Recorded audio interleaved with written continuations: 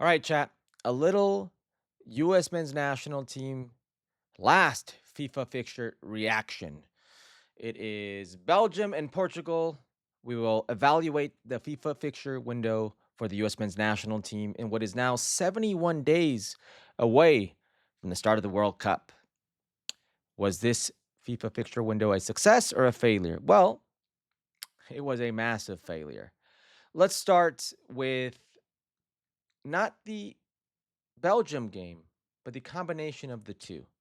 Okay, coming off of a 5-2 loss, could have been a lot more. Embarrassment in Atlanta to a 2-0 loss, much more manageable results. Some good moments like you had in the first 30 minutes versus Belgium, but ultimately another frustrating loss. And more than that is how you got there. It's what you did.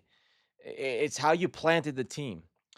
So at this point, 70 some odd days from a World Cup, you would like to solidify an 11. Against Belgium, you had 5 players turn over and start against Portugal. I'll use Mexico as an example. They had 8, and pretty much the whole spine was the same. The goalkeeper, the 2 center backs, the 2 in the middle, and the center forward. And in the US, you change the goalkeeper, you change the center back tandem, you change the central midfielders, you change the 9. It's frustrating to see what you're trying to do. And Mauricio Pochettino, before the Belgian game, was talking about a semifinal appearance in the World Cup. And now he plays against 2 top 10 oppositions, one in Belgium, number 9 in the world, gets embarrassed, and the other, a legit candidate to win the World Cup. Portugal, a Portuguese team that is very, very good, number 5 in the FIFA rankings. And your tune changes from we expect to be here to be in a semifinal. Your tune changes from telling the president of the United States, whatever that is worth to you, that he says in that moment, we will win the World Cup, to now post game, well, we don't have players who are top 100 in the world. They have players who have won Champions League. Don't be so naive and try to compete with these teams toe to toe. You can't be that ignorant. You can't be that naive. If you really believe there's such a stark difference in talent, a gap in level, you have to be pragmatic.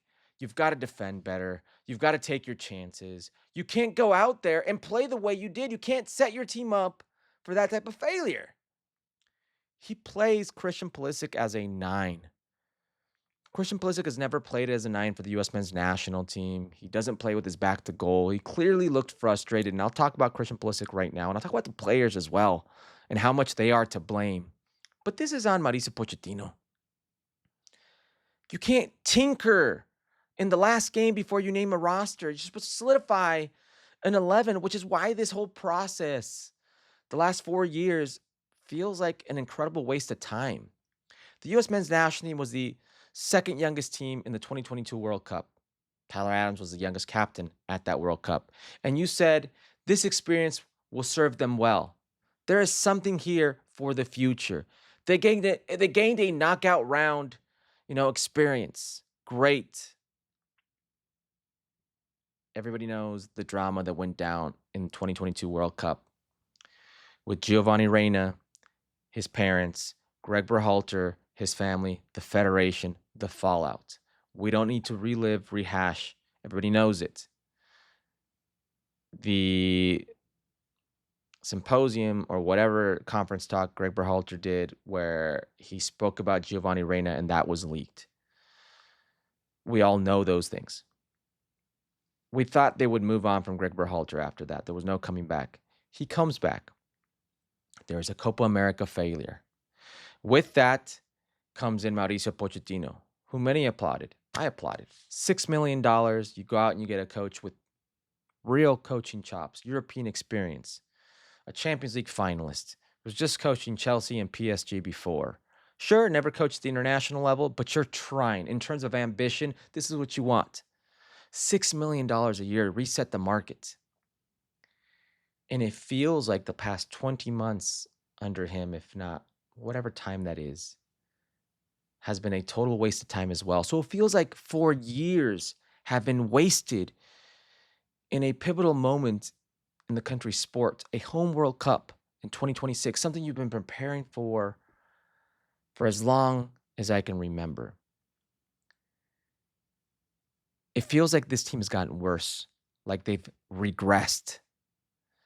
And Pochettino will have his fair share of the blame, as will Berhalter, as will these players who are not good enough right now, who look like they've gotten worse. Christian Pulisic is not the same Christian Pulisic. The last 3 seasons in Serie A, it's not hyperbole. It's not my opinion.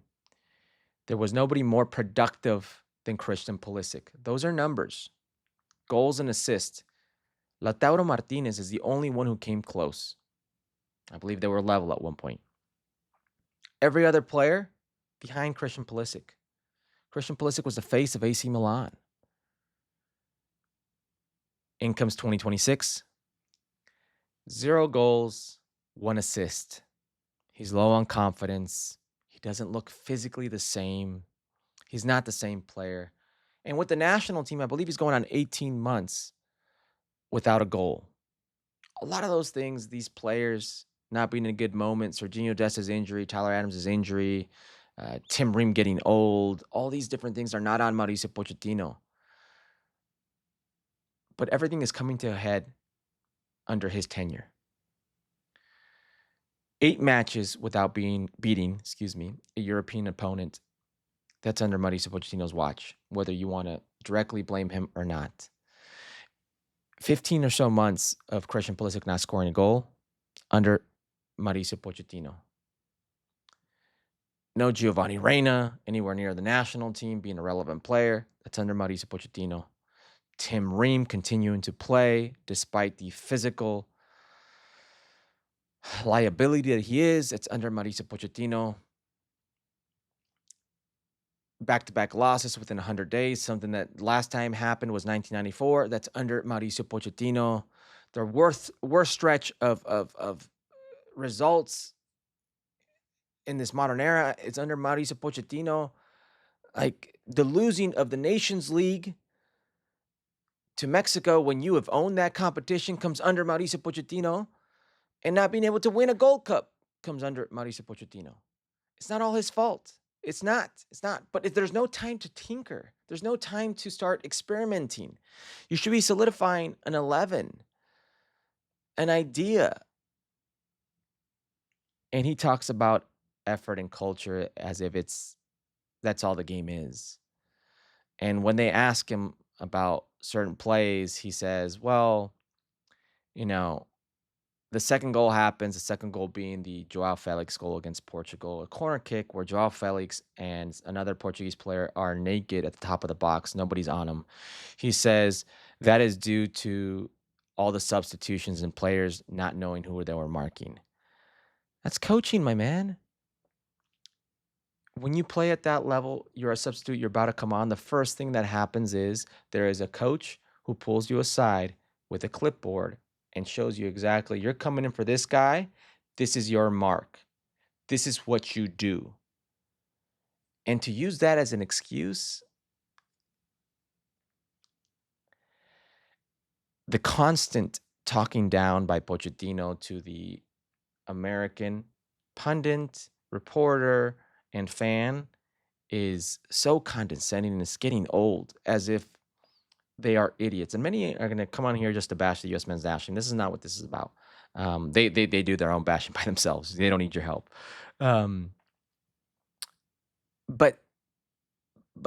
when they say, well, the back four here, the back three here, and it's always been a back four. We're very fluid, as if to think that your players are intelligent enough to play with the fluidity that a lineup rotation like that requires. And against teams like Belgium, Portugal, I don't know how well or not this team will do in the 2026 World Cup in their group phase. I've called it a trap group before, and I maintain Paraguay is one of the best defensive teams that will be at the World Cup. Under Gustavo Alfaro, they are a different team. Don't sleep on Paraguay. They are a team that will take their chances. They will be physical. They will be gritty. It's not the same team that came to the United States looking at alternate lineups that you beat. This is a Paraguay national team that ran the table under Gustavo Alfaro and came in third place. Yes, but third place came in sixth place, I would say, or fifth place. I have to go back and check.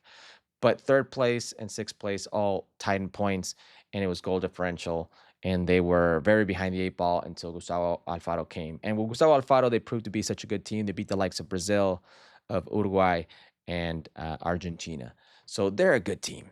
And then you have Australia, who's a very pragmatic team. Went on something like a run, like a 20-something games in Asian qualifying. It's a team that defends first. Both those teams are low blocks, and we know how the U.S. men's national team suffers with the low block. And then you have Turkey. Arda Güler, Yildiz, easily the most talented players in this group. Maybe if we go 5 most talented players in this group, Turkey has 3 of them. It's a trap group. Could the U.S. win the group on their day? Yes. Could they get grouped? Probably not, because this best third-place team still can advance.